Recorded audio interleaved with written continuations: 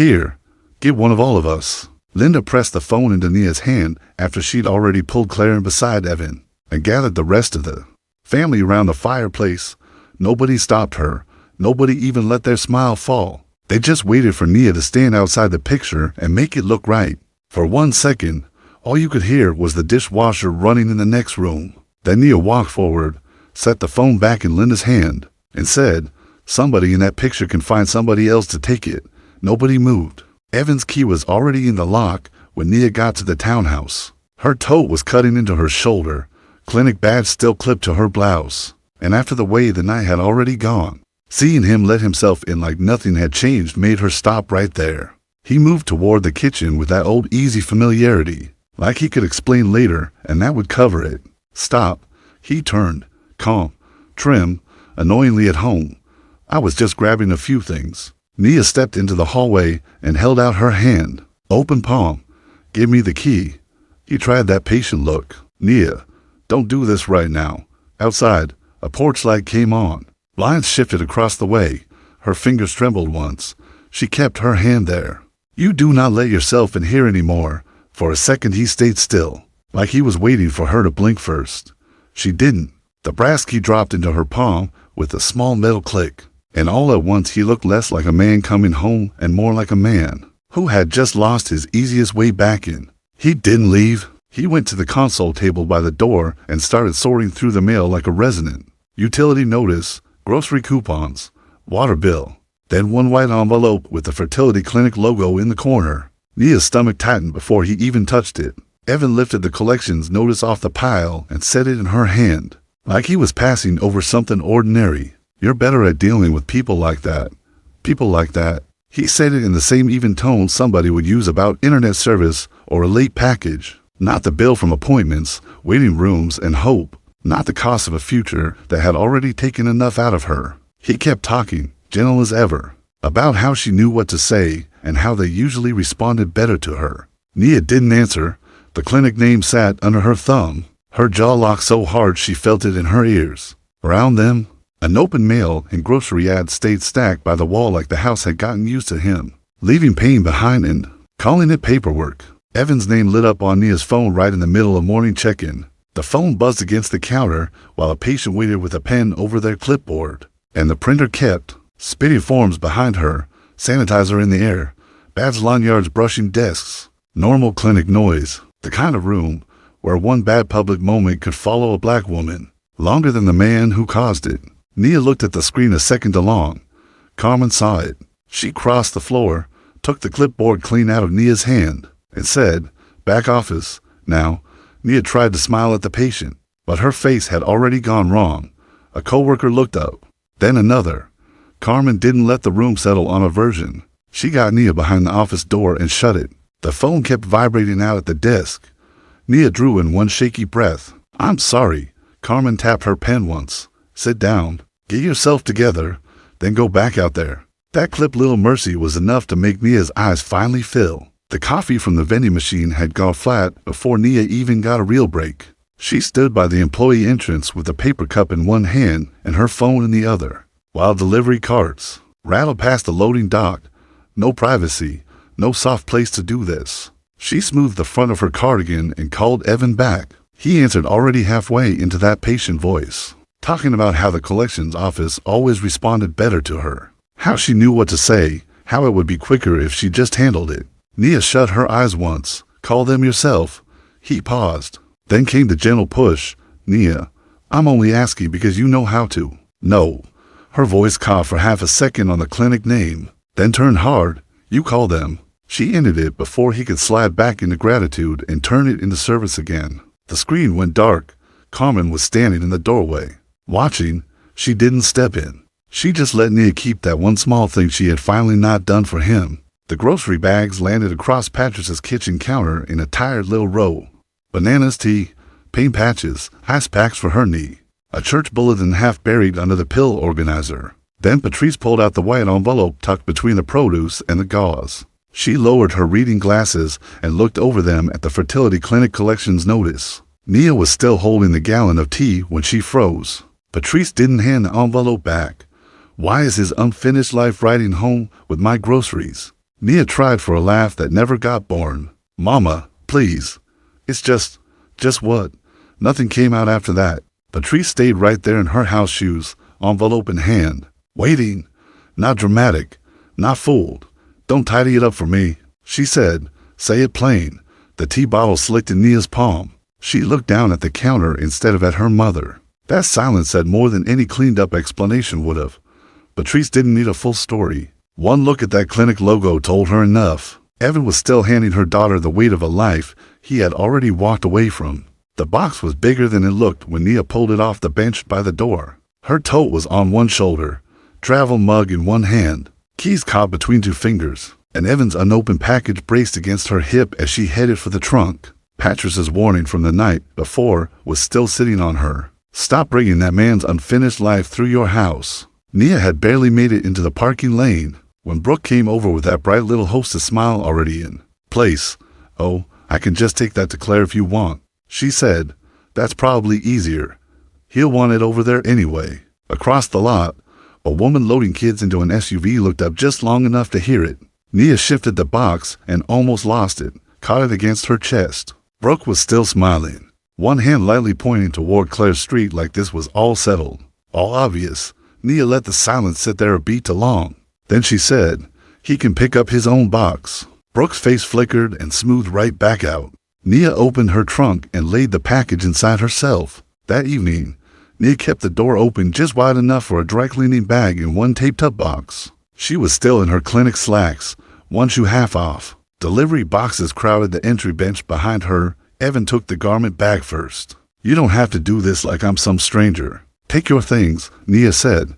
He reached for the box. She didn't move back, didn't give him one more inch of the house. It all stayed right there on the threshold.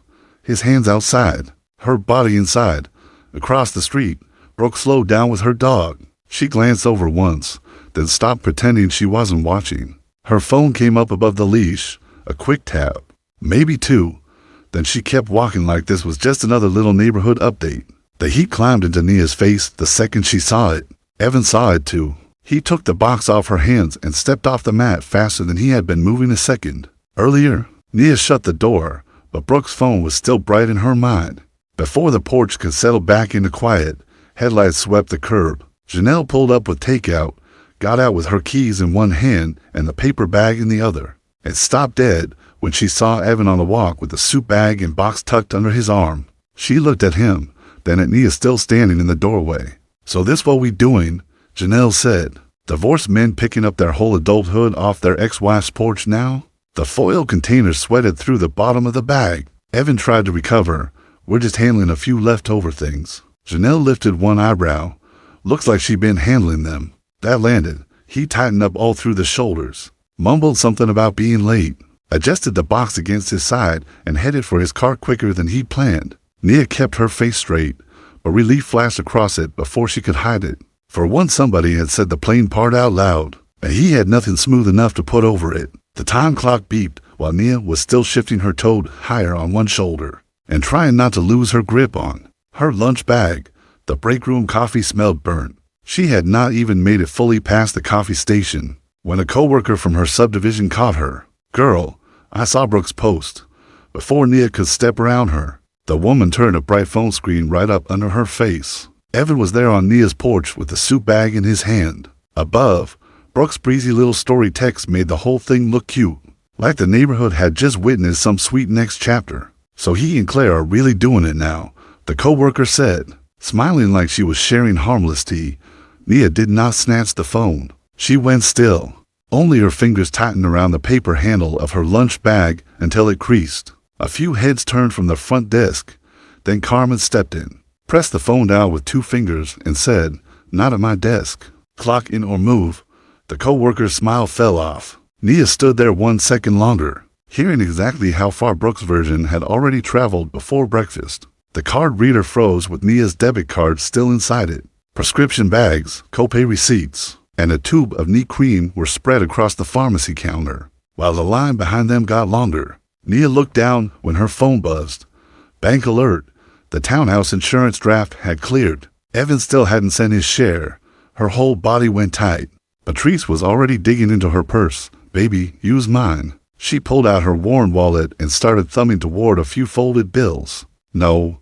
Nia set it to fast, to sharp. Then she swallowed and tried again. I got it. Hold on. The pharmacist waited. Somebody behind them set cough drops on the counter divider with a little too much force. Nia moved money round with shaking fingers, staring at her phone like she could rush it by force. Patrice kept the wallet open anyway, ready. Then the machine finally approved the payment. The receipt printed. Patrice closed her wallet slowly. Nia folded the receipt down small in her hand, because Evan's unfinished life had just come out of her account in front of strangers. By dusk, the bag was still in Nia's hand. It crackled every time her grip tightened.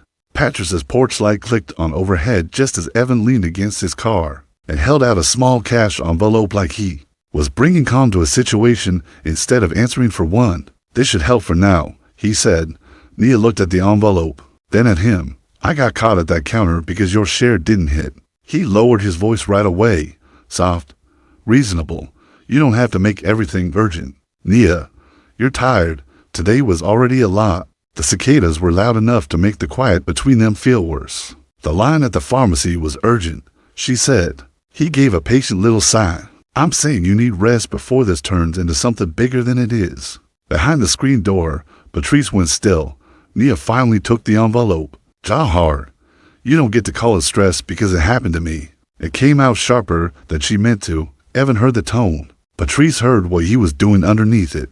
The next day, when Nia opened the townhouse door, Evan wasn't alone. Claire came up the walk beside him in a cream cardigan, one hand touching the necklace at her collarbone, smiling careful and bright like good manners should make any place feel softer. Evan was already talking about getting the rest of his things. Like this was just ordinary cleanup.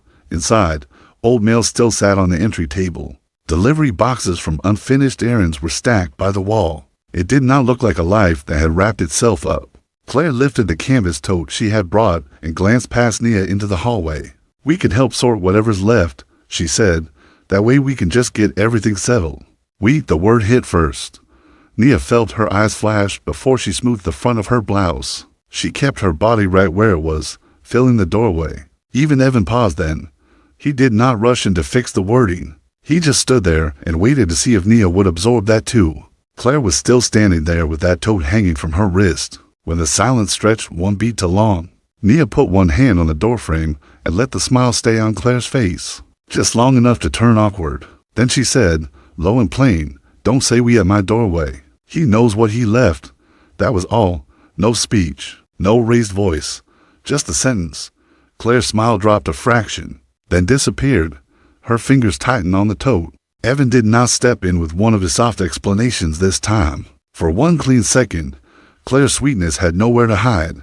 Behind Nia, the hallway still looked living. Shoes by the rack, unopened packages by the wall, mail on the table, home. Not neutral handoff space for somebody else's easy little future. Nia held her face steady.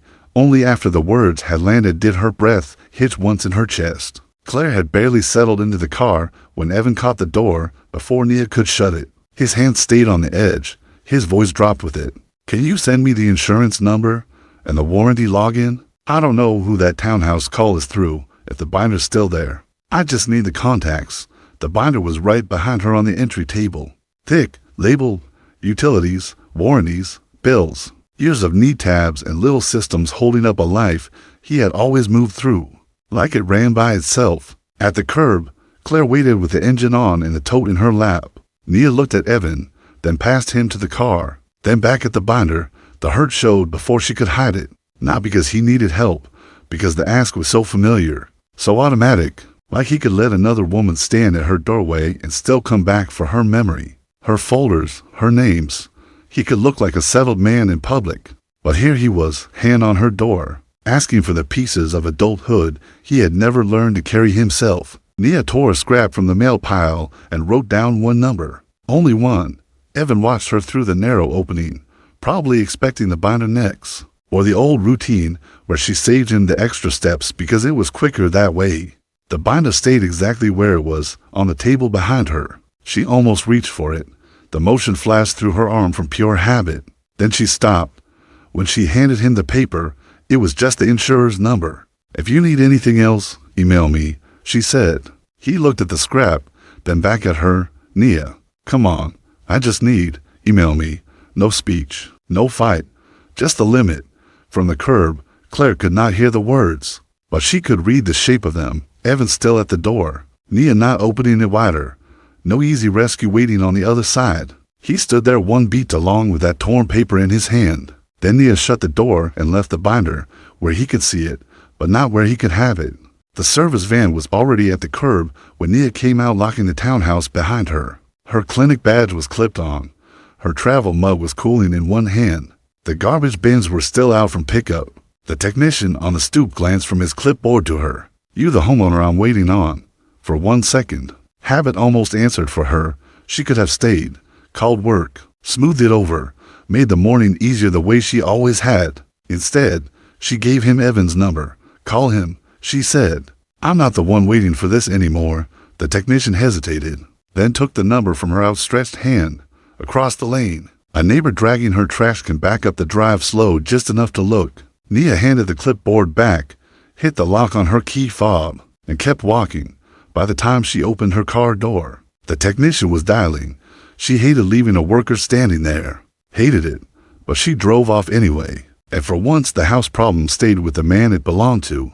The clear bin was empty when Nia set it on the kitchen table. It did not stay that way long. Manuals, login notes, old receipts, appliance cards, tax envelopes, little scraps with usernames in her handwriting. A whole grown man's order, scattered through drawers and counters and the side of the fridge, like it had just always been her job to know. Janelle sat across from her with takeout open, a charger cutting across the counter, and one half-folded load of scrubs pushed to the side.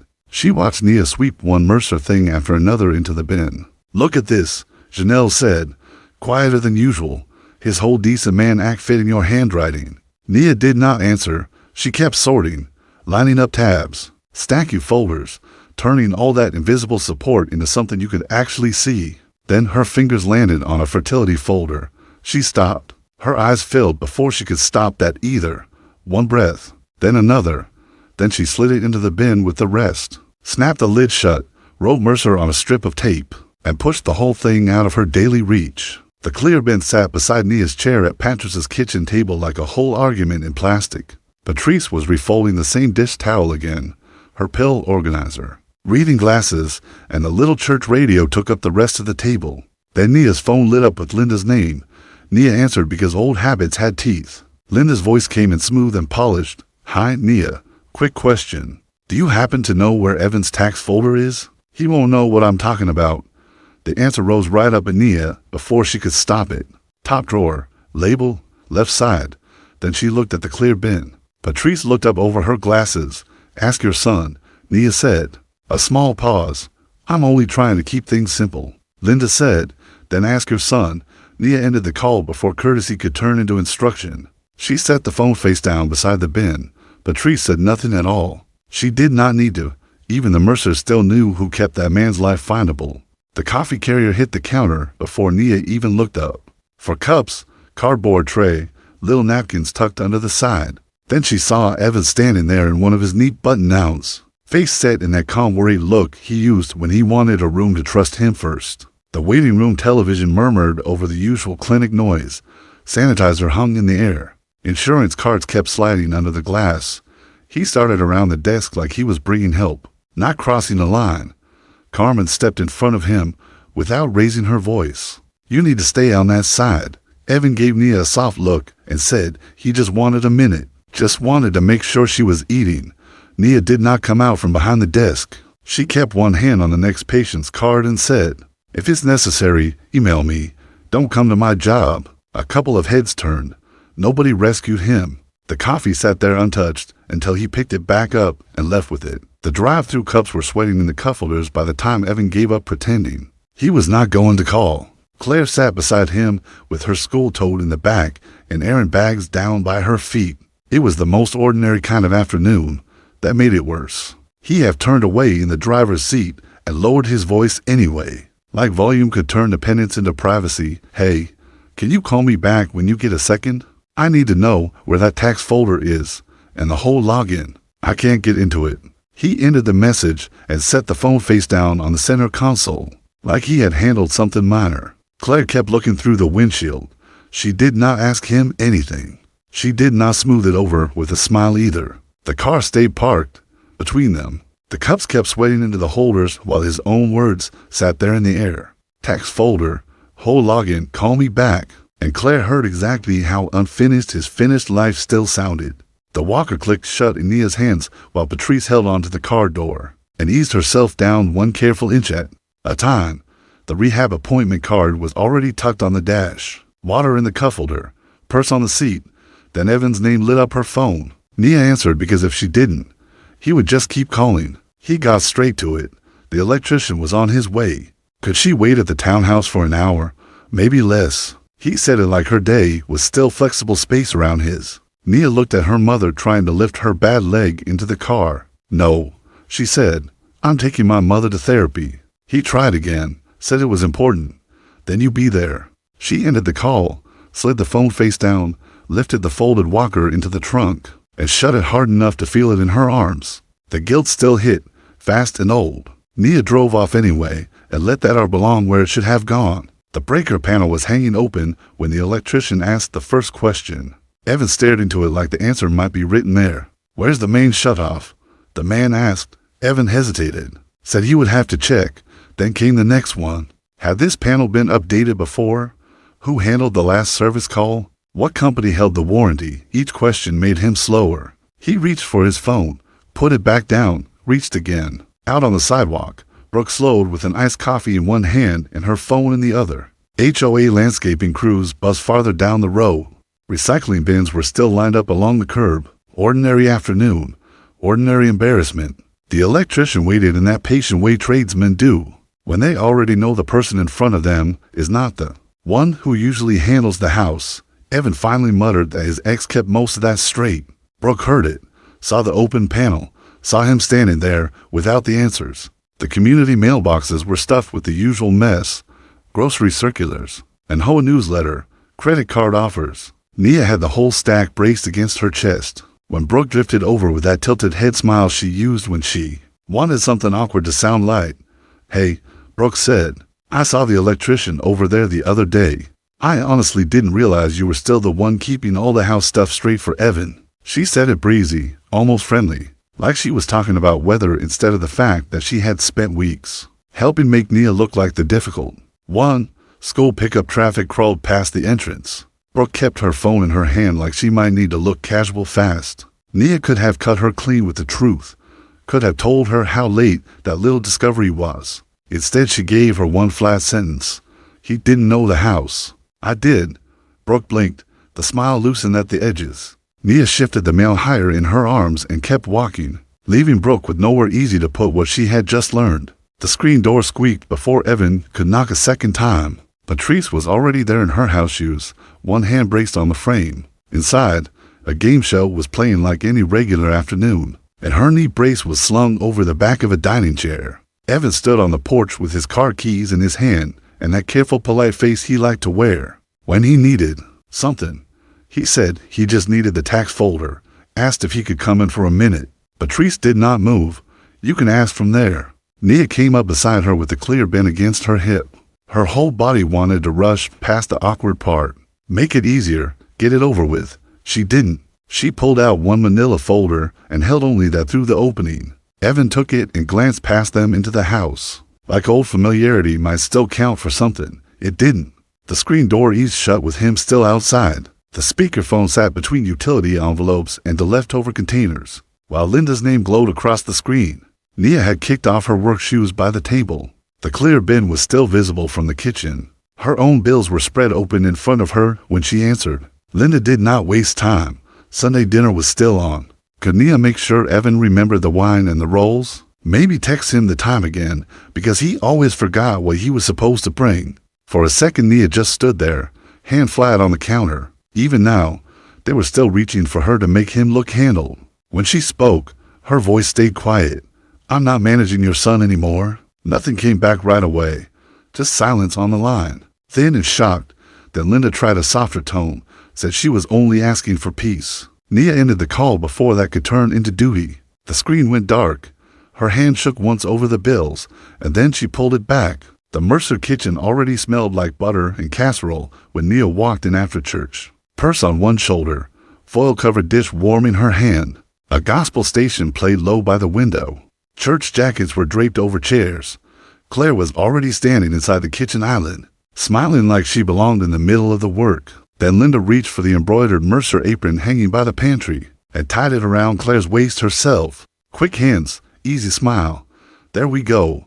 After that she turned to Nia in the same warm tone. You come on in and relax. You're a guest today. A couple of relatives looked up just long enough to understand exactly what had happened. Claire had been folded into the kitchen. Nia had been moved out of it. Nia almost stepped forward anyway, years of habit caught in her feet before her pride did. She stopped at the doorway with her dish still in her hand and watched Linda give somebody else the place she had already earned. The linen napkins made a soft little stack on the counter when Linda slid them toward her. Would you set the good table? She asked. Claire doesn't know where everything goes. Nia was still standing there in her church pumps, one strap cutting into her heel, the whole week sitting heavy in her shoulders. Claire went quiet near the drawer where the serving pieces were kept. Evan had just come into the kitchen in time to hear it. Linda wanted the old arrangement back for the part that served her. The knowledge, the labor, the memory of where everything belonged, just not the standing that used to come with it. Nia looked at the napkins, then at Claire in that apron. She smoothed the front of her blouse once. Claire can learn. She said it low and flat. That made it land harder. Nobody rushed to fill the silence. Linda's smile tightened. Claire froze. The napkins stayed where they were, untouched on the counter. Dinner should have already been on the table. The butter was soft. The oven kept opening and closing. People were halfway seated, halfway joking about how hungry they were. Then Evan finally came in empty-handed. No bag, no bottle, nothing that looked like he had remembered a single thing. He slipped in with that same calm face, like maybe lateness could be worn light if everybody else agreed not to make it ugly. Linda moved fast. Before the room could sit with what he had not done, she lifted Claire's bottle of white wine up with a bright smile. Thank God Claire thought ahead, and she brought extra rolls. Relief rolled right through the room. A little laugh, a chair scraping back, somebody saying that was sweet. Just like that, Claire became the gracious one who smoothed things over. Evan got covered, and Nia, with her hands quiet in her lap, had to sit there and feel the turn happen. She stopped carrying him, and somehow that was what had made the room feel difficult. Dessert plates were stacked on the side tables, and church jackets were tossed over the backs of chairs like everybody had settled in for a normal Sunday evening. By the fireplace, Linda started arranging people with that smooth little hostess touch she used when she wanted something to look natural. Evan, right there. Claire, come closer, honey. She pulled Claire in tight beside him, then gathered the relatives around them until the whole thing looked warm and finished. Nia was still standing off to the side when Linda turned, phone already in her hand. She pressed it straight into Nia's palm. Here, get one of all of us. Nobody said a word. They didn't have to. The room changed anyway. Nia felt it in her fingers first, the way they locked around the phone before she could decide what to do with it. Linda had not told her she was outside the picture. She had handed her the job that made it true. Everybody stood there waiting, smiling just enough to make it worse. They all stayed posed, Linda smiling toward the space where she expected the phone to rise. Evan with that careful neutral face, Claire holding her expression together by force. Somewhere in the kitchen, a fork clinked against a plate. The dishwasher had started, low and steady under the silence. Nia felt the heat climb up her chest before she moved. Then she walked forward and put the phone back into Linda's hand. Somebody in the picture can find somebody else to take it. That was all. No speech, no shouting, just that. Claire's smile pulled tight at the edges. Evan lost the ease he had been hiding inside. A couple of relatives looked away, like if they didn't meet the moment head-on. Maybe it would stay awkward instead of ugly. Nia's hand shook a little after she let go of the phone. She left them there with their pose, their family frame, and the truth of what they had been asking her to bless. By the time Brooks' cookout got going, charcoal smoke was hanging over the yard and people were still coming through the side gate with paper plates and grocery store desserts. Nia had barely stepped in when Brooks' voice floated over the patio. Bright and carrying, she had a tray of sangria glasses in one hand and the other at Claire's back, staring her right into the middle of a welcome cluster with Evan beside her. Y'all, this is Claire, Brooks said, smiling like she was unveiling something settled. Linda just loved her on Sunday. She fit right in. That landed before Brooke even glanced toward Nia. Then came the afterthought. Oh, hey, Nia. Just like that.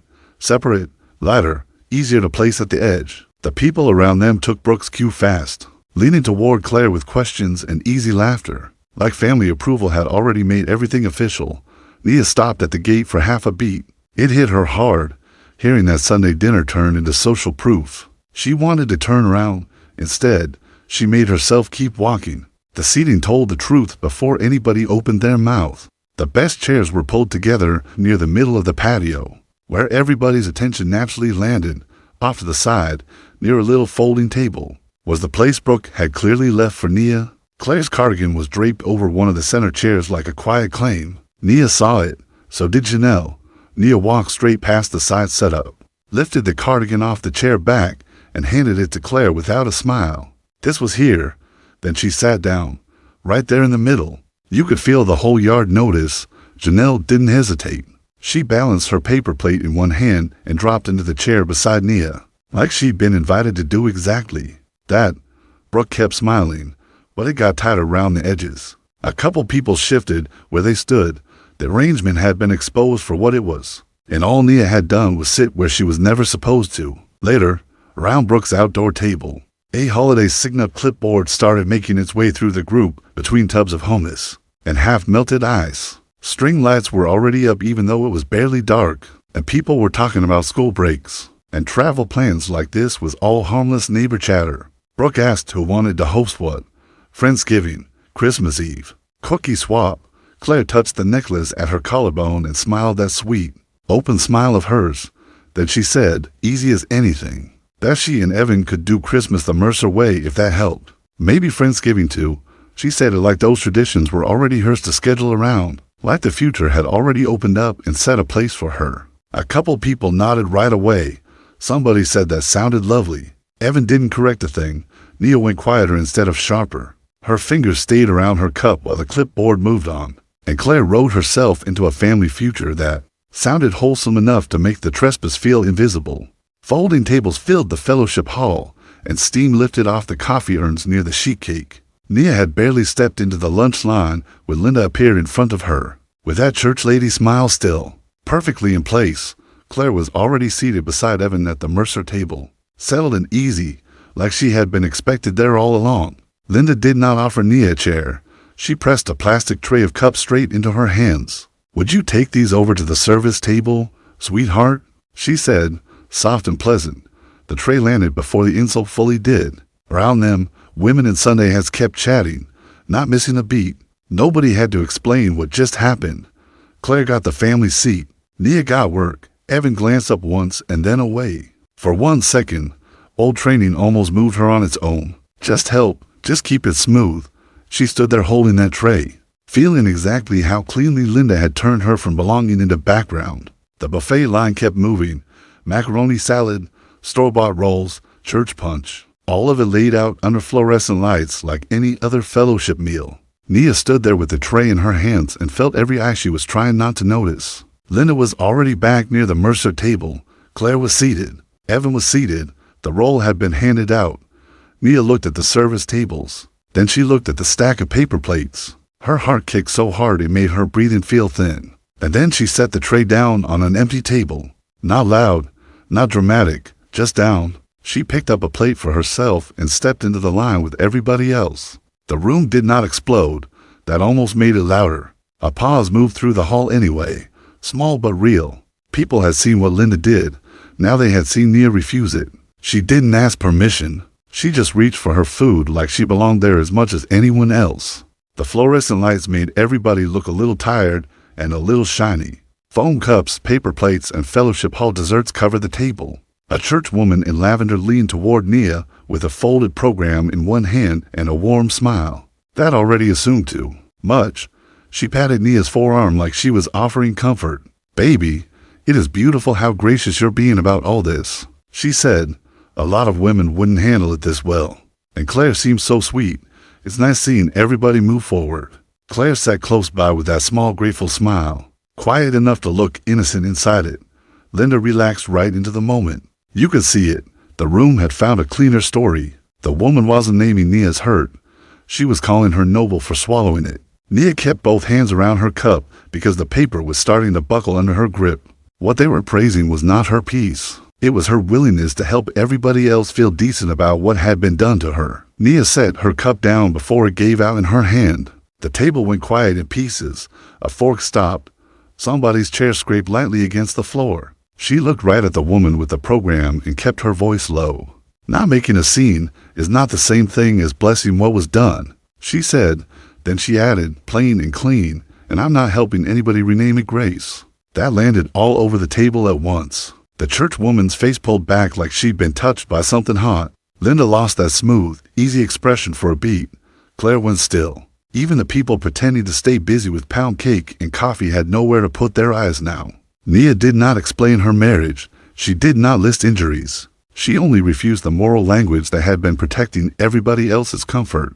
After she finished, she had to brace her fingers against the table edge for 1 second. Saying it out loud in that room cost her. She did it anyway. Outside, the parking lot was full of little after-church clusters. Women easing toward their cars with casserole dishes and purses on their arms. Nia had just made it into that open air when Evan stepped in beside her. Calm as ever, voice already lowered, a couple church women slowed near them, concern written across their faces before anybody even asked a question. Evan gave them the answer first.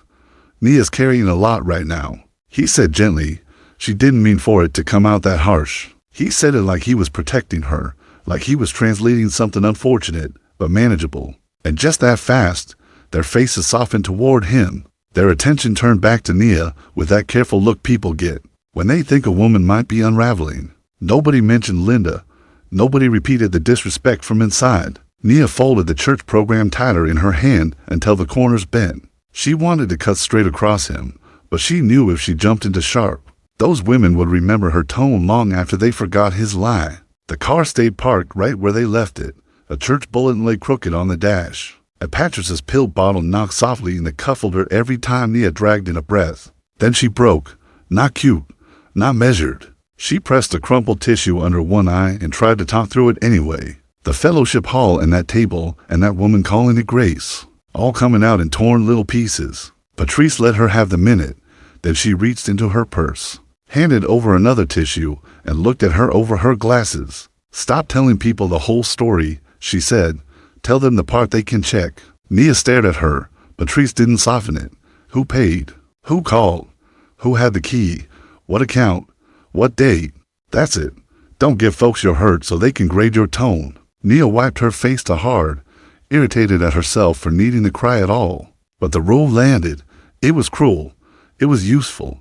And she knew exactly why her mother said it. By Monday morning, Sunday had already found its way into the clinic. The printer was spitting out patient forms. Burnt coffee sat in the break room. Badged lanyards swung as people moved through shift change. Nia had just logged in at the front desk when a coworker leaned in. With that careful little voice people use when they want gossip to sound compassionate. I saw Evan after church, she said. He looked so worried about you. Nia froze with one hand near the keyboard. Before she could answer, Carmen stepped right between them and tapped her clipboard once. We're not doing that here, she said, flat, clean. The coworker blinked. Carmen didn't budge. If it isn't about patience, move. That was enough. The desk heard it. The room heard it. Whatever that story was about to become, Carmen cut it off before it could harden into office truth. Phones kept ringing. People went back to work. Nia hated how fast relief and embarrassment hit at the same time, but she let the protection stand. She did not explain herself to anybody. The insurance office was small and overlit, with a bowl of hard candy on the desk and a stack of homeowners' brochures nobody ever really read. Nia sat with her toad at her feet and asked for one simple thing. She wanted the townhouse policy updated so the contact authority ran through her, and not through Evan anymore. The agent had the form right there, pen in hand, ready enough. Then Evan lowered his voice. He did it so smoothly it almost sounded caring. We're still working through a sensitive transition, he said. I don't want us making changes because things feel tense right now. He never argued the facts. He just slid the room away from the question and toward her mood. The agent's pen stopped moving. Her whole tone shifted. Suddenly she was talking about timing and comfort and not making anything more stressful than it had to be. Nia's jaw set so hard it hurt. She could feel the trap. If she talked too fast, too sharp, too much, she would become the proof he just handed that woman. Then the agent asked who had actually been handling the recent service calls and the payment drafts on the townhouse. Nia smoothed the front of her cardigan once and answered. She gave the draft date, the service date, the morning the electrician came before her shift, the order of the insurer calls after that, vendor names, which follow-up had to be rescheduled, which number had been used. She kept it plain. No speech, no emotion for anybody to hide inside. Evan sat there with the policy folder in his lap and almost nothing useful to add. The agent's body shifted first. Her eyes moved to Nia and stayed there. She turned the computer screen a little toward Nia. The follow-up questions went to Nia too. Her hands were tight together in her lap the whole time, but her voice never slipped. By the time the agent pulled up the record to confirm what she'd said, the real authority in the room had already shifted. One of them knew the house by living its work. The other only knew how to sound calm beside it. By the time Nia got outside, late traffic was sliding past the strip mall and her toe strap was biting into her shoulder. She had her car door half open when Evan hurried after her. The policy folder was still in his hand. He caught the edge of the door with the other one before she could shut it. His voice dropped again, like lower meant cleaner. Nia, wait, I need the claim number and the extension for that office. He asked it fast, like she was still supposed to fill in whatever he had left unfinished. Then Claire stepped out of his car. She heard enough. Nia saw the moment hit her face. Not a vague suspicion. Not something he could explain later with that patient tone. Him, in a parking lot, chasing his ex-wife for a life admin he had just acted above needing. Nia kept her answer short. It's in the mail thread. The extension to. She pulled the door free and got in. When she looked up again, Claire wasn't watching her. She was watching him.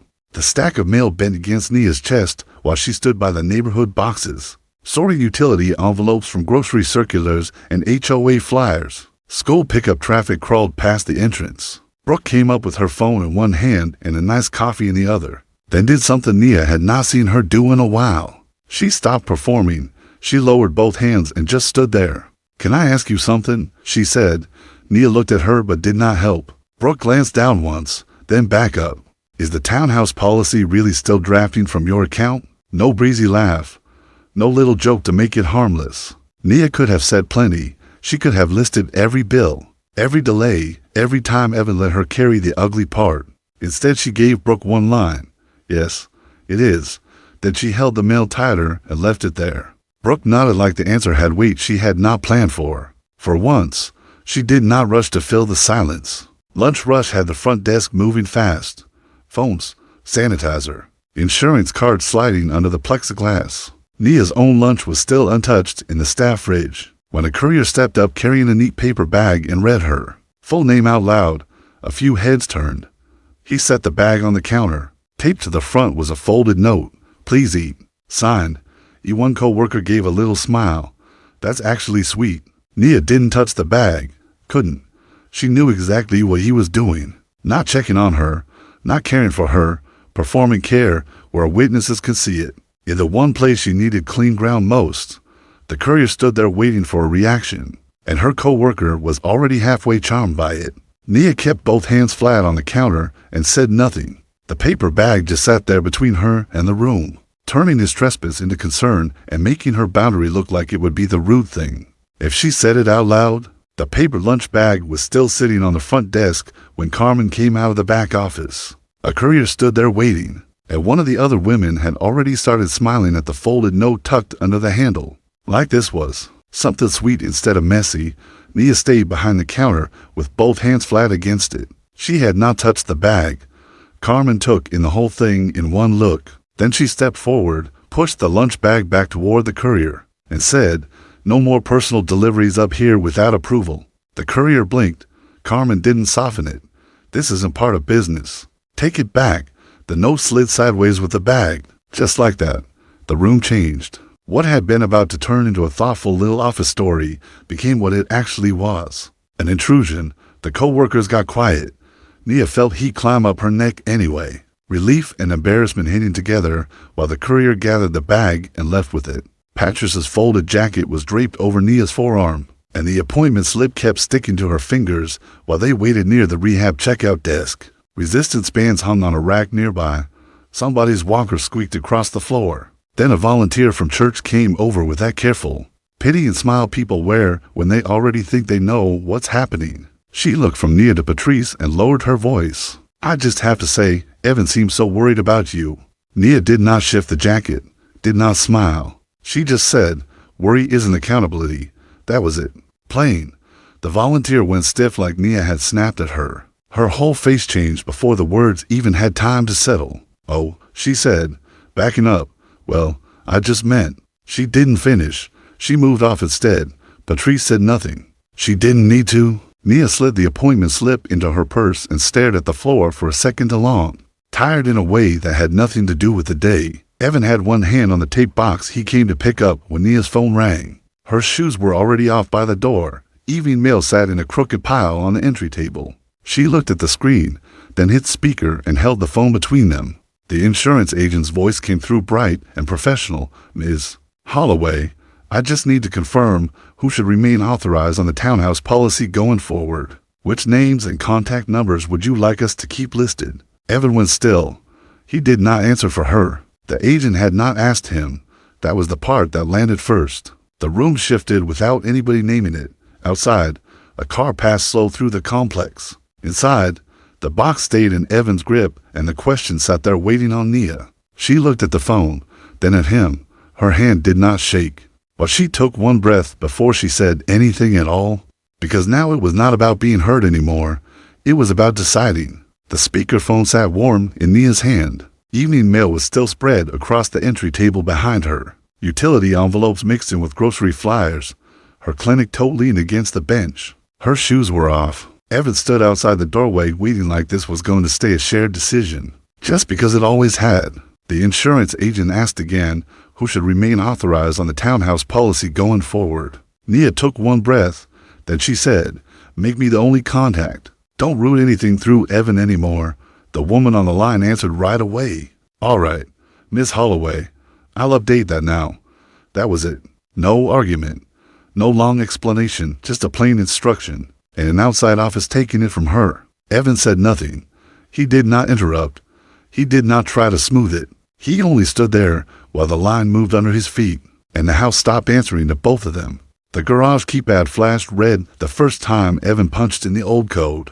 Claire was still in the passenger seat with a takeout bag on her lap. Watching him like this was supposed to be a quick stop before dinner. Porch lights were coming on all down the row of townhouses. He tried the code again. Same red blink, same closed door. Then Nia opened the front door just enough for her face and one shoulder to show. She did not step outside. She did not sound worked up either. "Garage access is over," she said. That's all. Then she shut the door again. The garage stayed down. No argument to hide in. No soft explanation to hand Claire later. Just a locked out man standing in a driveway where he used to move like he belonged there. Claire stayed seated a beat longer than she needed to, staring past him at the house for the first time. Being the woman beside him did not look anything like having access to what he had been pretending was still his. The hand truck bumped over the hallway trim while Janelle steadied the top box with one hand. By then the townhouse already looked different, cleaner in a way that had nothing to do with dust. Nia moved through shelves, side tables, and the hall closet, pulling the last of Evan's things out of her everyday space. Old charger cords, a jacket left hanging too long, paper she had sorted for him months ago and never should have still been touching, folders with her own neat labels on them, a winter scarf, stray receipts. She boxed everything without ceremony and kept going. Janelle did not talk over the moment or try to make it inspiring. She just took what Nia handed her, taped what needed taping, and rolled the next bin into place. Once Nia stopped with a folder in her hand, throat pulling tight, then she set it down and sealed the box anyway. She was not rearranging clutter. She was teaching the house to stop acting like his life still lived there. The porch mat was still damp from the sprinklers, and trash bins sat along the curb, waiting to be pulled back in. Nia already had her badge clipped on for work when Evan came up the steps. Like there might still be room to negotiate. She kept the main door locked. The screen stayed shut between them. In her hand were a storage unit key card and the first month receipt. She slid both through the opening and said, "The unit number's on there. It's paid through the month. Pick everything else up by Friday. Evan looked down at the card, then back at her. Nia, come on. She did not soften. Friday. A neighbor passed slow enough to see the shape of it. Evan on the porch with a key card in his hand. Nia inside her own doorway, not making room. He took the receipt at last, and the screen door stayed right where it was. The leftovers were barely warm. Nia stood at the kitchen counter with a plastic takeout lid in one hand when her phone started buzzing across the laminate. In the next room, Patrice was stretched out in the recliner with pill bottles on the side table, and some sitcom talking low to itself. The Mercer family thread had lit up again. Linda's name sat at the top, followed by the same kind of request that always found its way to Nia somehow. Could she remind Evan about an aunt's mobility needs? And could she bring that tea everybody liked? Like she was still operations. Like she was still there to make sure their son did not look careless. Nia stared at the screen. Her thumb hovered along. Silence would have been easier, so would answering. Instead, she opened the options and hit leave. The thread blinked and changed. You left the conversation. Patrice saw the screen from the recliner and said nothing at all. For once, nobody asked Nia to be bigger than the disrespect. The cordless phone was already held a little away from Patrice's ear by the time Nia looked up. Patrice sat in her house shoes with a folded dish towel in her lap. Ice packs sweating on the end table. Some courtroom show talking low to itself from the television. Linda Mercer's voice still floated out of the receiver in that polished, church-soft way. She was only trying to keep peace. She hated for things to get harder than they had to. Could Patrice please tell Nia not to make this a thing? Could she remind her to bring what the family was counting on? Patrice didn't let her finish. She looked across the room at Nia once, plain and steady, then said, "Call your son." Linda started back up. Gentler, longer. Patrice moved the phone even farther from her ear. "I said call your son." Then she hung up. No apology. No smoothing. She set the phone back in its cradle and refolded the dish towel in her lap, like she hadn't done anything dramatic at all. Across the room, Nia had to blink hard before she trusted herself to speak. The kitchen was lit mostly by the laptop glow and the stove light over the sink. Bills were spread across the table. Her clinic tote sat slumped by the chair with paperwork still sticking out of it. One takeout container was open and forgotten. A bottle of water had gone flat. On the screen, the townhouse payment page was open to the automatic transfer that had been catching Evan's share whenever he was late, vague, or conveniently behind. Nia stared at it long enough for every old alarm to wake up in her body. Late fees, wrong drafts, money landing short somewhere else because she had covered him again. Her fingers almost moved the familiar way toward fixing. Then she stopped. She took her account off the transfer, canceled the cushion, and sent Evan one short message with his payment deadline. No extra words, no explanation. The second she hit send, her phone lit up with his name. Of course it did. Labor only stayed invisible while she was still doing it. She watched the screen buzz and let it ring. The laptop sat open between them. The payment screen asking for information Evan should have known. If this really was just old paperwork. 2 coffees cooled on a little round table. Claire's skull toe rested by her chair with papers sticking out the top. Behind the counter, the bakery case glowed with muffins nobody at their table was paying attention to. Evan tried the login once. Wrong password. He hit reset. Then the security questions came up and he stalled there too. Mother's maiden name, first street. Basic things tied to the townhouse he had acted like he had handled. He rubbed at his watch band and said the system must have changed. Claire didn't help him, didn't rescue him. She only watched while he tried again. Then, again, the same red error line coming back across the screen. The smooth, competent rhythm he usually wore in public started slipping right in front of her. This wasn't about Nia being difficult. It was Evan, locked out of a life he kept claiming was already settled. The soap slicked Nia's fingers while a grocery sack sat open on the counter beside her. On the other end of the call, she could hear cabinets, the scrape of something set down to hard, and then Claire's kitchen going quiet around Evan's voice. He had her on speaker. Of course he did. He lowered his tone like that made the ask smaller. "Can you just tell Claire this is old admin overlap? Nothing deeper, just so she understands." Nia kept one hand braced against the sink. For a second she said nothing. Then she answered, low and exact. "I'm not explaining your life to the woman you keep letting people center." Silence. Not managed silence. Real silence. Claire was right there hearing it. and Evan had nowhere to tuck the discomfort. Nia ended the call before he could smooth it into something else. Soap slid down her wrist while she stood there shaking. Donation racks rattled halfway up Nia's driveway and stopped. Brooke was already guiding volunteers forward because Evan had told her. The garage could be used for staging. SUV trunks stood open behind them with coat bags spilling out. Folding tables knocked against each other in the breeze. Claire was there too, holding a box of labels, trying to look useful. Evan stepped in before anybody had to ask. "We just need the garage for a little while," he said, like he still had anything left to promise with Nia's name on it. Nia had just gotten home. Her work slacks were still on. Groceries were still in the back seat. The garage remote was tight in her hand. Brooke glanced between them. "Is that okay?" Nia looked at Evan first, then at the racks already crowding her driveway. "The garage isn't available." Evan gave that patient little smile. "Nia, it's a quick favor." She didn't move. No, the word sat there and made everybody feel it.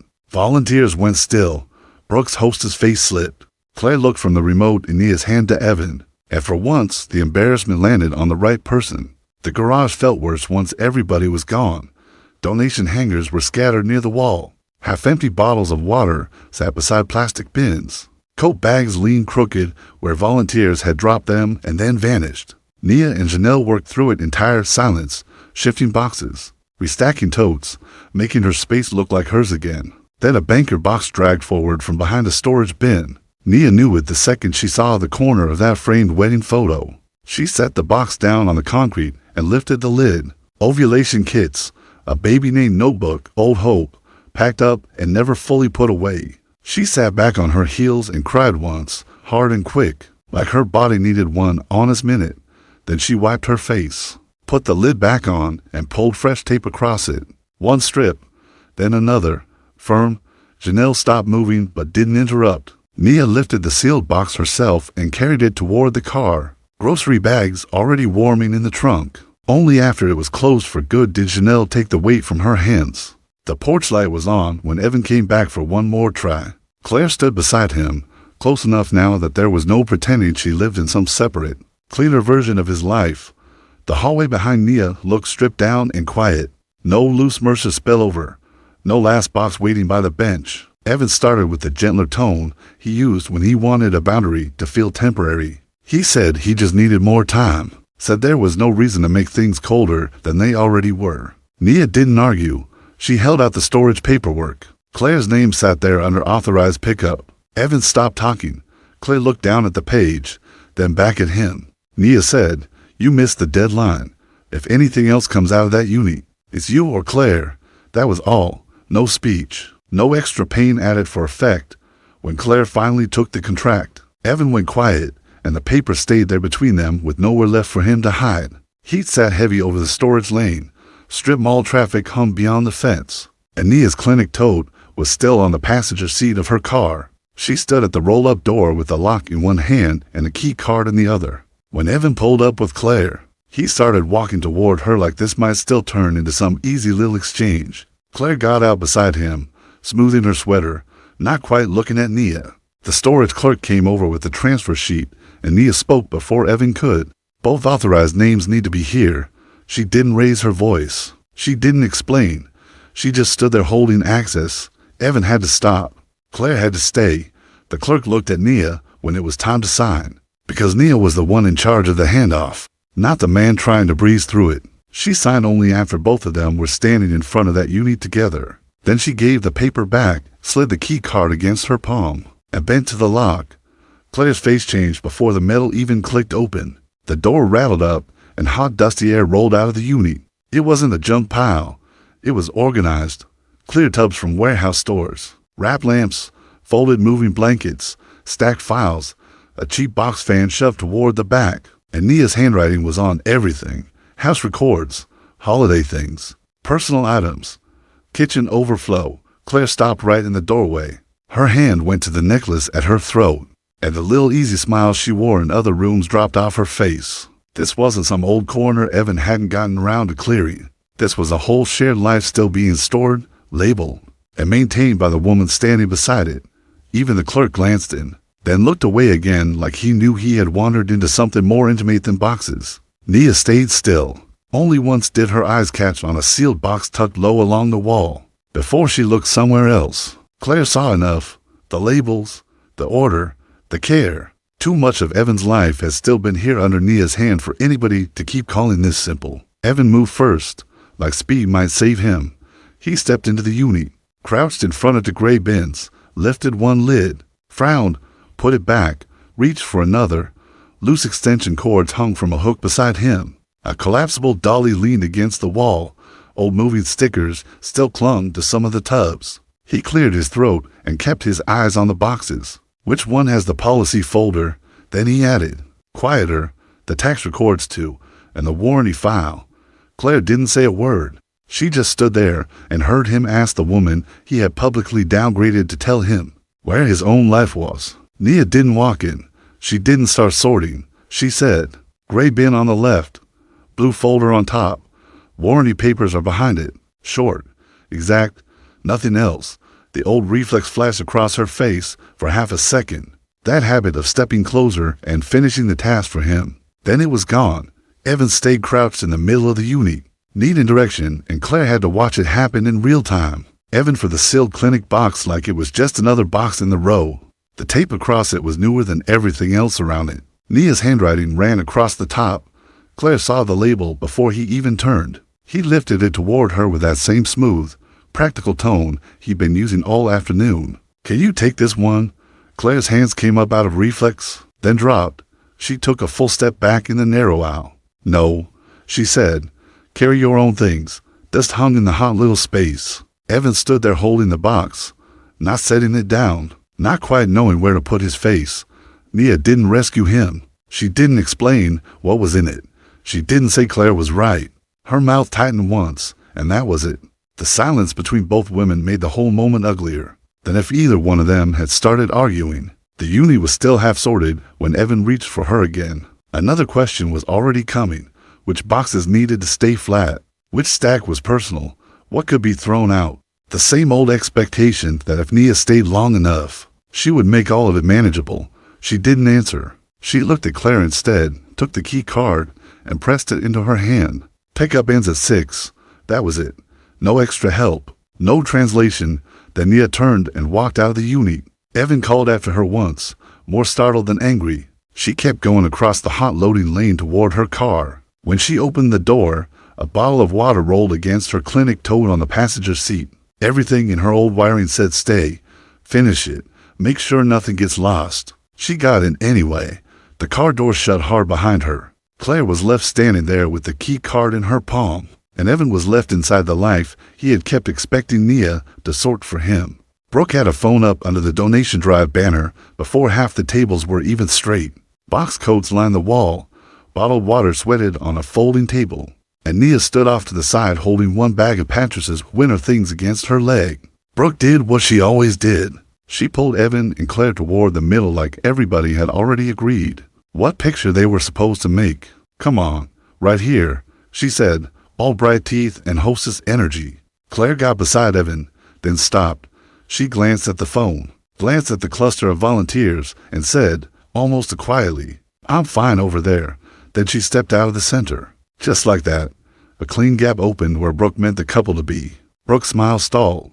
A few mutual friends looked at each other. Nia did not move an inch toward that empty space. She kept her bag in her hand and let the hole stay visible. The drive kept wobbling after that. Donation labels slid in the breeze. A marker rolled off one of the card tables. Somebody from the church came up carrying the bags and asked where the overflow drop was supposed to go. For a second, Brooke looked like she might turn to Evan out of habit. Instead, she turned to Nia. She actually turned her whole body and held the volunteer clipboard out toward her. Nia, where do you want these? She asked. Not Evan, not Claire. Nia looked at the bags, then passed Brooke toward the side hall. Back room, left of the coffee urns. Keep the kids' coats separate. That was all. Brooke nodded fast and repeated the instruction to the volunteers like it had been obvious. People moved on it right away. The room felt it. Brooke had spent months deciding where Nia went. Now something simple needed handling, and her hand went to the one person she finally knew could answer without performance. Linda arrived carrying church lady certainty in a paper plate she hadn't touched. Coffee and steam curled behind her. Bulk donut boxes were stacked near the wall. She took one look at the room, saw the nerves in it, and moved to fix what she could still fix. Out of her tote, she pulled a Mercer family volunteer ribbon, the same kind she used whenever she wanted belonging to look official and sweet. She went straight to Claire. "Here, sweetheart," she said. "You can greet donors with us." Claire didn't put out her chest for it. She took the ribbon between her fingers, looked at it, then looked at Linda. "I'm not the one who should wear this," she said, and instead of pinning it on, she laid it flat on the table beside the collection bins. Nobody rushed to cover the moment. Volunteers went quiet. Brooke's smile tightened and then thinned out. Nia felt the old bruise of seeing that family symbol offered to somebody else. But watching Claire set it down changed the air in the room. Behind the donation tables, close to the church side door, Evan lowered his voice like softness could still fix this. People kept moving around them with paper cups and boxes of coats, while he stepped in anyway and reached for Claire's elbow. "You're overwhelmed," he said. "This has been a hard day. You're hearing things bigger than they are." Claire looked down at his hand before she looked at his face. Then she pulled her arm free. "Quick, clean. Don't do that," she said. He blinked like he honestly thought the calm tone was helping. "Claire, I'm just trying to know. Don't tell me what I heard." Two volunteers came through the side door carrying a box between them. They slowed just enough to catch the look on Claire's face, and Evan standing there with his hand still half raised. Nowhere to put it. For once, his careful voice didn't make him look caring. It made him look familiar in the worst way. Claire was waiting by Nia's car when shift let out. Evening staff crossed the lot in scrubs and sneakers. A parking ticket was scrunched under one wiper nearby. Nia came out with her toe strap digging into her shoulder and saw the storage key card in Claire's hand before Claire said a word. "I can't do it," Claire said. "I'm not picking up the rest for him." She held the card out. Nia looked at it and left it right there in Claire's palm. "Then why did he give it to you?" she asked. Claire opened her mouth, closed it, and looked off toward the row of cars. Nia took one breath like she hated needing even this much. Then she said, "While he was telling people I was done. The house and the debt were still in my name." Claire's face lost the last soft excuse it had been holding onto. Only then did Nia take the key card. The plastic clicked lightly against her nails, and neither of them had anything easy left to hide behind. By the time the drive was winding down, the room had that tired, scrape-trough field church events get at the end. Half-empty coffee urns sat near the wall. Torn donation boxes were stacked by the folding chairs.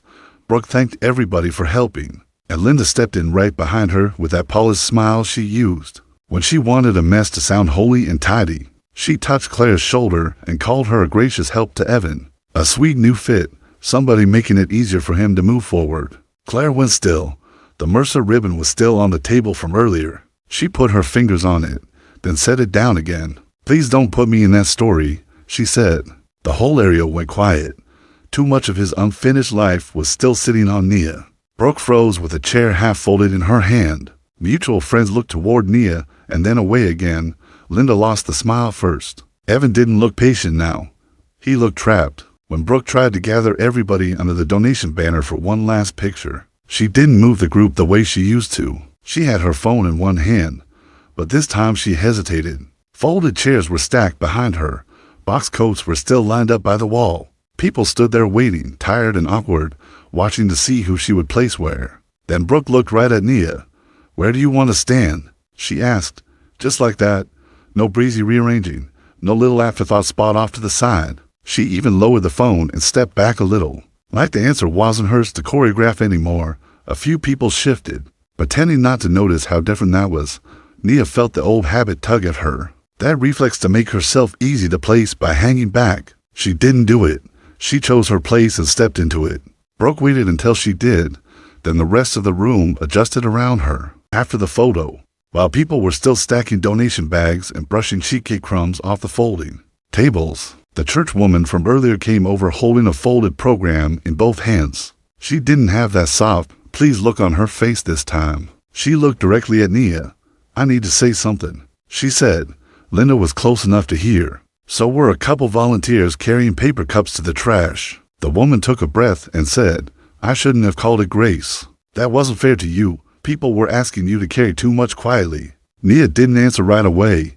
She just looked at her. Being believed after the damage was already done had its own sting to it. The woman nodded once, like she knew that and didn't try to dress it up any further. Around them, the little church language people had been hiding behind all day started to thin out. Even Linda didn't have a neat sentence ready. The old story was getting harder to say out loud. A few spaces over, Nia was sliding Patrice's coat bag into her trunk when Claire reached up and pulled the Mercer volunteer ribbon off her sweater. The parking lot was down to leftover boxes, open SUV trunks, and bottled waters rolling around in the back. Evan came toward her with that automatic paired exit energy, like they were still supposed to leave together and let everybody breathe again. Linda stood by Brooke's car watching for the room to put itself back in order. Claire didn't help him do that. She folded the ribbon once in her hand and said, "You can handle the rest yourself. Not loud, not shaky, just done." Evan stopped beside the open trunk, waiting for her to circle back toward him. She didn't. She got into her own car, shut the door, and pulled out first. Linda and Brooke both saw it. So did the last few volunteers. By the time her taillights cleared the lot, Evan was still standing there alone. The next day, Linda came to the townhouse carrying a foil-covered casserole dish like that might make the visit gentler. Recycling bins were still out by the curb. Nia's work shoes were by the entry, and she kept one hand on the door when she opened it. Linda didn't have her usual certainty. She held the dish between them and said Nia should still come by sometimes, that there was no reason to let misunderstandings become permanent. Misunderstandings. Nia took the dish because refusing it would have created a different conversation, and she wasn't interested in that. But she didn't step back. She didn't open the door wider. "I'm not coming by," she said, plain. Linda tried a softer look, like maybe tenderness could do what Rankin had failed to do. It was too late for that. Nia nodded once toward the dish in her hands. "Thank you for bringing it." Then she let the silence hold. Linda had to take the answer standing on the porch, outside the life she used to think she could rearrange. The ceramic house mug looked strange in Evan's hands, like he had picked the most ordinary thing he could find, and hoped ordinary might open the door wider. It did not. Nia kept one hand on the edge of the door and stayed inside the light. Her clinic tote was still on the bench behind her. The hallway looked bare now, clean in a way that left no place for old habit to hide. Bugs kept tapping the porch light while Evan tried one last softer version of himself. "Can we at least still talk?" he asked. "When things get hard?" Nia smoothed the front of her blouse once, more for herself than for him. "If something necessary comes up, email me," she said. "Nothing else should come to me." He stared at her like maybe she would add an exception. She did not. The silence sat there a second, plain and final. Then she told him to leave the mug on the mat. When the door closed, he was still outside it. The next morning at the clinic, the front desk was already humming. Phones rang. Insurance cards slid under the glass. Somebody had made fresh coffee, and the smell of it barely cut through sanitizer. Carmen came out of her office with a training binder tucked under one arm and a new hire at her side. Young and alert and trying not to look overwhelmed. She did not make speech out of it. She just stopped at Nia's station and put the binder in her hands. "If floor gets busy, watch Nia," Carmen said. "She's the one who keeps it steady." The new hire turned toward Nia right away. So did a couple of coworkers within earshot. Nobody laughed. Nobody made that face people make when they think your private life has followed you to work. Carmen had already moved on to the next instruction, but the room had heard her. Nia straightened without meaning to. The binder felt heavier than paper ought to feel. Then the new hire asked her where to start, and for once the answer came without any need to defend her place. The spare room still had that paused feeling to it. Bins stacked along one wall, a charger curled on the floor, folded guest sheets sitting beside storage cubes she had never gotten around to opening. Janelle stood in the middle holding a desk lamp against her hip, while Patrice watched from the doorway, one hand on the frame, caution all over her face. "Baby, you don't have to do this tonight," she said. "Leave it alone till you're sure." Nia did not argue with her. She just walked over, took the lamp from Janelle, and carried it past Patrice's little reaching hand like she could not afford to stop. She set it on the cleared desk, plugged it in, and the room changed with one click. Janelle moved a bin. Nia pulled the sheets onto the chair for guests. Her work things went on the table instead of back in a closet. Patrice stayed there long enough to see it was not impulse. It was decision.